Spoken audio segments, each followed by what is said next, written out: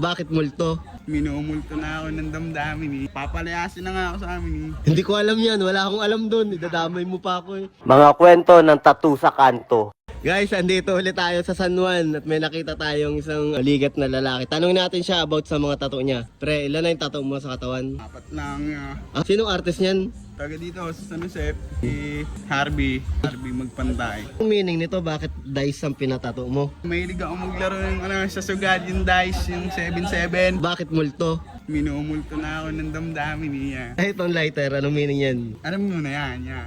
Hindi ko alam yan. Wala akong alam doon. Idadamay mo pa ako eh.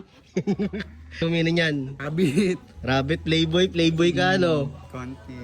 Konti. Laksan mo, konti. Konti. Saan part pinakamasakit? Wala, parang kinagat lang ng langgam. Yung reaction ng magulang mo na nakita yung tattoo mo?